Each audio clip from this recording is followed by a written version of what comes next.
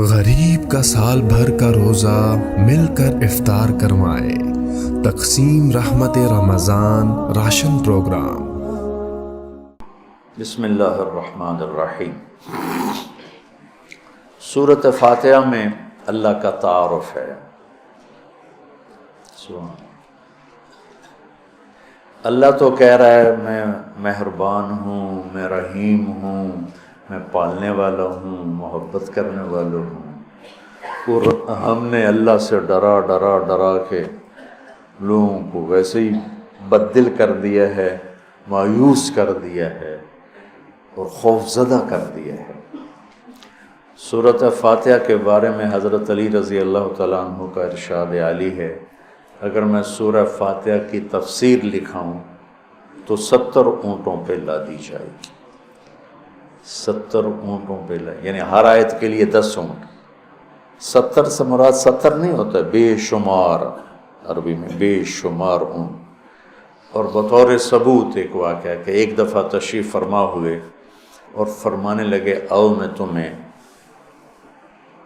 بسم اللہ کی تشریح کرو، بسم اللہ الرحمن الرحیم۔ اور عربی وہ زبان ہے جس کے حروف کے بھی مطالب اور معنی ہوتے، واو کے مطلب ہیں، با کے مطلب ہیں، تا کا مطلب۔ تو بسم اللہ کی با پہ عشاء کی نماز کے بعد درس شروع کیا، فجر کی اذان ہو گئی، با کا کبھی سفر طے نہیں ہوا تھا۔ تو میں کیا کروں گا، جب میں کیا کر سکتا ہوں، ادنا سا طالب العلم۔ لیکن اس میں ایک چیز تو میرے اللہ کا تعارف ہے۔ اللہ ہمیں مہربان کر کے رب، اللہ یہ بھی تو کہہ سکتا تھا الحمدللہ جبار السماوات والارض، الحمدللہ قہار السماوات والارض۔ سب تعریفیں اللہ کی جو سارے جہان پر جبار ہے، قہار ہے، غالب ہے، بادشاہ ہے، رب۔ اسماء حسنہ جو آئے ہوئے نا 99، 33 نام اس رب کے، اس لیے رب کا نام اسماء حسنہ میں نہیں ہے، رب آپ دیکھیں نہیں، لیکن المنتقم کو چھوڑ کر باقی ہر میرے رب کی صفت میں رب کا مطلب پایا جا رہا، اس لیے اس کو اللہ نے اس میں، میرے نبی نے اس میں ذکر ہی نہیں کیا ہے کہ اتنا ہیوی ویٹ لفظ ہے۔ اس کو اللہ تعالیٰ نے اپنے تعارف کے لیے پسند کیا کہ مجھ سے ڈرو نہیں، میں تو تم سے پیار کرتا ہوں۔ وہ پیار جو ماں اپنے بچے سے کرتی ہے وہ تو بہت تھوڑا ہے، میرے پیار کی کوئی انتہا ہی کوئی نہیں ہے۔ ماں کا پیار تو مختصر سا ہوتا ہے، اور میرا تم سے پیار لامحدود ہے۔ پہلا تعارف یہ ہے کہ وہ بہت مہربان، پالنے والے کے ساتھ ہے کہ حاکم ہے، بادشاہ ہے، رب بادشاہ کو کہتے۔ انہ ربی احسن مثوائی، یوسف علیہ السلام، انہوں نے عزیز مصر کو کہا انہ ربی، وہ میرا بادشاہ ہے، اور اس نے مجھے یہاں بہت اچھا رکھا ہے، میں خیانت نہیں کر سکتا۔ بادشاہ، مہربان، رحیم، پالنے والا۔ اور قرآن کو ختم کیا کل اعوذ برب الناس، رب سے شروع کر کے رب پہ جا کے ختم کیا۔ آخر میں پھر یقین دلایا کہ میں تم سے بہت پیار کرتا ہوں، جو کچھ کہوں گا تمہاری محبت میں کہوں گا۔ اب گھروں میں نہیں دیکھتے، ماں کہتی بیٹا ناشتہ کرو، چھوٹے بچے میں نے نہیں کرنا، وہ بٹھا کے اس کے منہ میں زبردستی ڈال رہی ہوتی، وہ کہتے ہیں کیا مصیبت ہے میرے لیے، وہ اس کو کھلا رہی۔ تو میرا رب جب ماؤں سے زیادہ پیار کرنے والا ہے تو وہ کہہ رہا میں اس میں جو کچھ کہوں گا نا وہ تمہاری محبت اور شفقت میں کہوں گا، اور جس چیز سے روکوں گا نا تمہاری محبت اور شفقت میں روکوں گا۔ جیسے بچے رو رو کے ہلکان ہو جاتے ہیں، بچپن کیا کوئی میری ضد تھی، میری وہ پوری نہیں ہو رہی تھی، میں رو رو رو رو کو میری 5-6 سالوں میں برا حال ہو گیا، کوئی بھی نہیں میری سن۔ اخیر میں کیا دیکھو تم نے مجھے کیا بات چلے، میں کہ ہن میں رو رو کے تھک گیا، ہن تو میری گل منو۔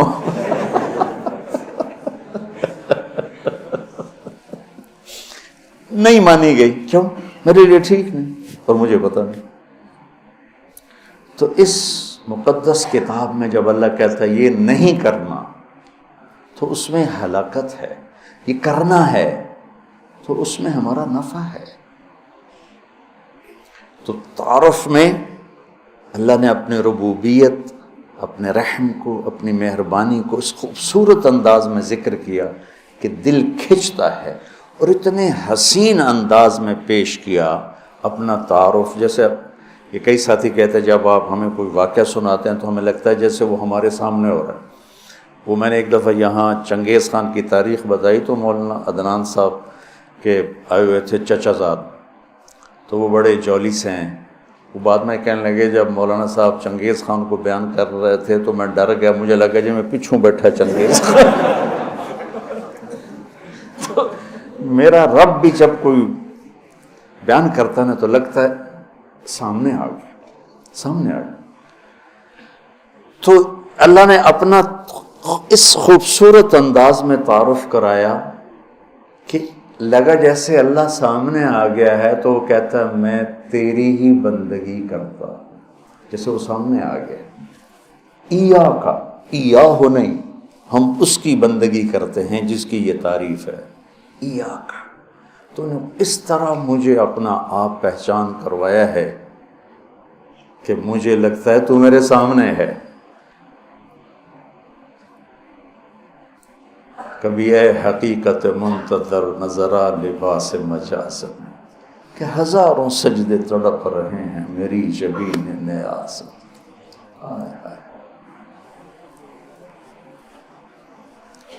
تو مالک یوم الدین تک یوں لگتا ہے جیسے اللہ سامنے آ گیا، کہتا ہے ایاک، جب تیرے جیسا شہنشاہ ہو تو میں کسی اور کی بندگی کیسے کر سکتا ہوں؟ جب تیرے جیسا شہنشاہ ہو تو میں تیرے سوا مدد کے لیے اور کس کو پکار سکتا ہوں؟ مدد صرف اللہ سے مانگی جاتی اور کسی سے نہیں۔ ایک آپس میں ایک دوسرے کی مدد کرنا، مدد مانگنا، لیکن ایک ہی ذات ہے جس کے سامنے جھولی پھیلائی جاتی ہے، وہ اللہ ہے۔ ایک ہی ذات ہے جس کو پکارا جاتا ہے، اللہ ہے۔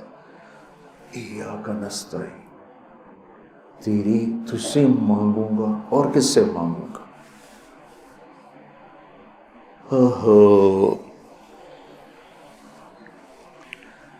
اور اللہ نے سب سے کہا ہے سب کی سنوں گا۔ ہمارے جی حالت ہے نا، وہ جی ساڈی سندا نہیں تہاڈی موڑدا نہیں۔ ارے بھائی بے نیاز ہے اور مہربان ہے، جس کی چاہے موڑ دے، اس میں کیا؟ تم مانگنے والے بنو، وہ دینے والا ہے، لیکن پکارو اسی کو۔ وَإِذَا سَأَلْتَ فَاسْأَلِ اللَّهَ وَإِذَا اسْتَعَنْتَ فَاسْتَعِنْ بِاللَّهِ۔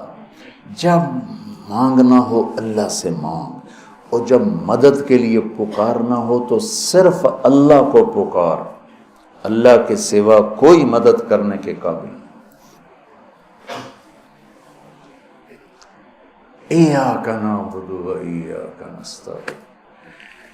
مجھے یاد آ گیا، پڑھا تھا کہیں کہ ساری آسمانی کتابوں کا خلاصہ ہے قرآن، اور قرآن کا خلاصہ ہے سورۃ بقرہ، اور سورہ بقرہ کا خلاصہ ہے سورہ فاتحہ، اور سورہ فاتحہ کا خلاصہ ہے ایاک نعبد و ایاک نستعین، ایاک نعبد و ایاک نستعین۔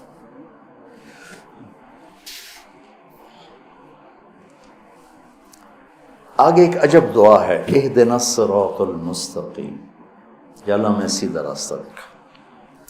جتنے انسان کے علاوہ مخلوق ہے وہ ماں کے پیٹ سے صحیح زندگی گزارنا سیکھ کے آتے، اللہ کی طرف سے ان کے اندر یہ چیز ڈلی ہوتی، ان کو پیدا ہوتے ہی پتہ ہوتا ہے یہ کھانا ہے یہ نہیں کھانا، ادھر چلنا ہے ادھر نہیں چلنا، یہ دشمن ہے یہ دوست۔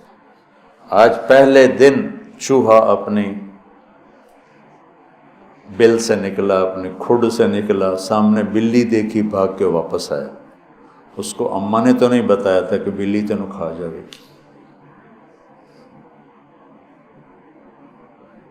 میں ایک عام مثال دیتا ہوں اپنے بیان میں کہ بکری کو گوشت کھلاؤ مر جائے گی نہیں کھائے گی، شیر کو گھاس کھلاؤ مر جائے گا نہیں کھائے گا، کہ وہ اپنی زندگی گزارنے کا طریقہ ماں کے پیٹ سے لے کر آتے ہیں۔ انڈے سے نکلتے ہی چونٹی سیدھی چلتی ہے، راستہ بناتی ہے، سیدھا راستہ چلتی ہیں، پوری لائن چلتی ہے، 1 سینٹی میٹر سے آگے دیکھ نہیں سکتی، کہاں سے ہوگی؟ اللہ کا نظام، اللہ کا علم کہ ہر مخلوق پیدائشی طور پر جانتی ہے یہ کھانا یہ نہیں کھانا، اور انسان جانتا نہیں ہے، نہ دنیا میں صحیح چلنا جانتا ہے نہ آخرت کو تو ویسے نہیں پہچانتا۔ تو اللہ نے یہ دعا فرض قرار دے دی، ہر رکعت میں یہ دعا فرض قرار دے دی، مانگو کیا؟ اللہ میں سیدھا راستہ دکھا۔ سیدھے راستے سے ہم عام طور پر سمجھتے ہیں کہ آخرت کا سیدھا راستہ ہو، ہر پل میں مجھے صحیح کیا کرنا ہے وہ دکھا۔ الصراط، اس میں دنیا کا بھی ہے اور آخرت کا بھی۔ صبح اٹھا، فجر کی نماز پڑھی، یا اللہ صبح ہو گئی ہے، کام پہ جانا ہے، یا اللہ مجھے سیدھا راستہ دکھا، میں تیری اپنی دنیا میں کیسے سیدھا چلوں کہ تو راضی ہو جائے، اپنے دین میں کیسے سیدھا چلوں کہ تو راضی ہو جائے۔ چلتے چلتے چلتے کچھ ہیرا پھیری ہو گئی، کچھ غلط ہو گیا، کوئی ٹھیک ہو گیا، ظہر کا وقت آ گیا، اللہ کہتا آجا آجا، اب پھر مانگ، اہدنا الصراط المستقیم، چلو کچھ گڑبڑ ہو گئی، مجھے پھر بتا کہ میں نے دنیا میں کیسے سیدھے چلنا ہے اور میں نے آخرت کے لیے کیسے سیدھی زندگی گزارنی ہے، مجھ سے نہیں گزاری جا رہی، میری مدد کر۔ اللہ نے پھر تازہ دم کیا، چل جا، پھر ہیرا پھیری ہوئی، اونچ نیچ ہوئی، نہ کہا جا عصر میں آ جا، عصر میں آ گیا، مانگ، کیا مانگوں کا؟ مانگ کہ میں تمہیں سیدھا راستہ دکھاؤں، چونکہ تمہارے اندر یہ جانوروں کی طرح چپ ہے نہیں، انہوں نے وہی کرنا ہے جو ان کو ان کے اندر ڈال دیا ہے، یہ درختوں میں چپ ڈال دی۔ کبھی آم پہ انگور دیکھے؟ انگور پہ کریلا دیکھا تو؟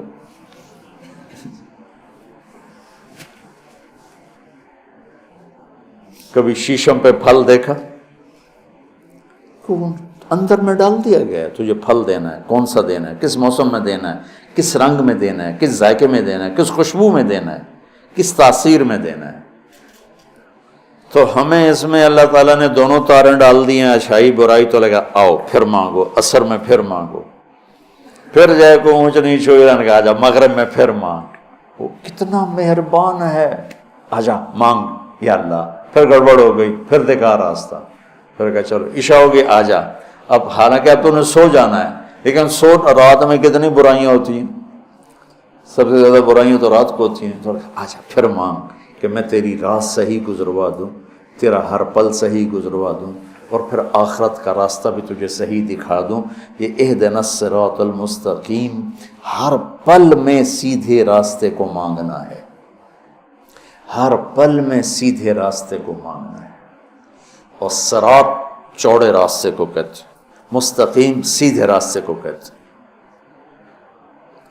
یہ ہمارا موٹر وے بن گیا ہے ہمارے گھر تک، تو اب ہم نے وہ پینسرے جاؤ، گوجرے جاؤ، ٹوبے جاؤ، رجانے جاؤ، پیر محل جاؤ، سندیلیاں لے جاؤ، عبدالحکیم جاؤ، دھکے کھاندے کھاندے گھر جاؤ، وہ چھوڑ کے ہم 1.5 گھنٹے میں یہاں سے، پہلے 3.5 گھنٹے لگتے تھے، ہم 1.25 گھنٹے 1.5 گھنٹے میں گھر پہنچ جاتے ہیں۔ یہ صراط اور غیر صراط کا فرق ہے کہ آدمی جب راستے کا چناؤ کرتا ہے تو کہتا ہے میں راستہ سیدھا، راستہ کھلا بھی ہو چوڑا بھی ہو، کھلا بھی ہو چوڑا بھی ہو، تو اللہ کہتا ہے میں قربان جاؤں، اور اللہ ہمیں کیا کہ او میرا بندہ اے مانگ، میں تینوں موٹر وے تے چڑھاؤں،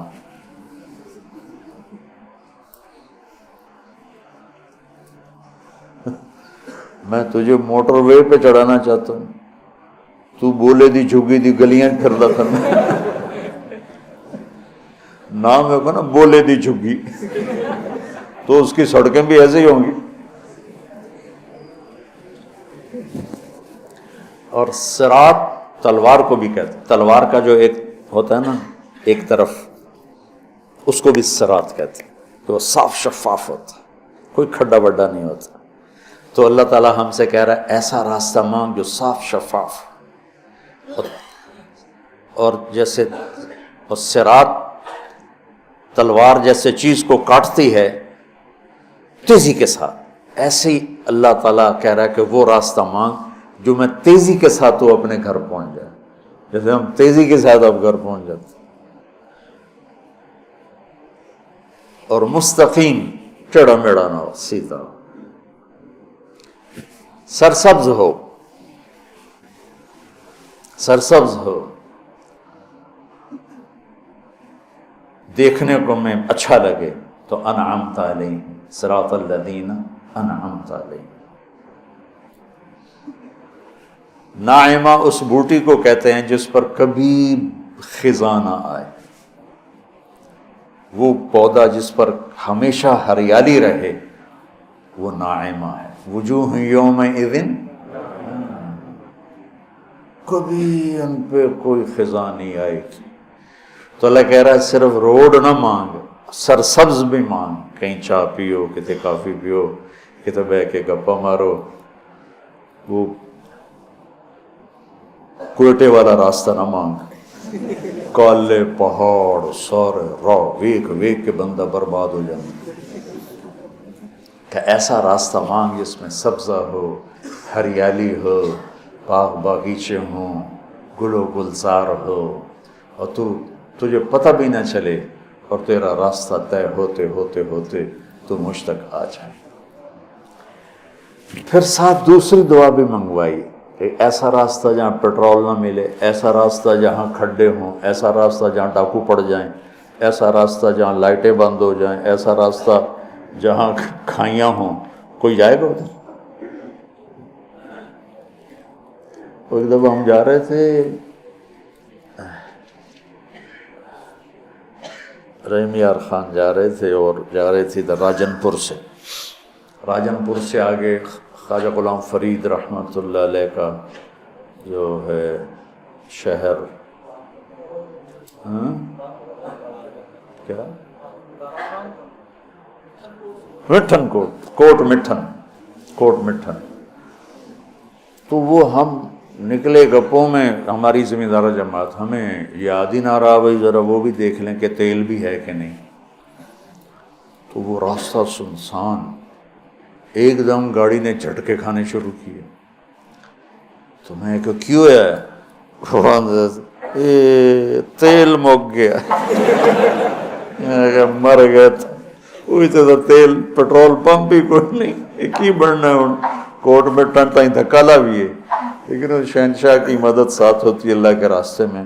ہماری گاڑی اپنے دھکے میں چلتے چلتے دیکھا تو آگے پیٹرول پمپ، اس پہ چڑھ گئی تو ہم نے اللہ کا شکر ادا کیا. تو ایسے راستوں پہ کون جانا مانگتا ہے؟ تو غیر المغضوب علیہم ولا الضالین، یا اللہ وہ راستہ نہ ہو جس پہ نہ پیٹرول ملے، نہ روٹی ملے، نہ پانی ملے، نہ چائے ملے، نہ نسوار ملے. تو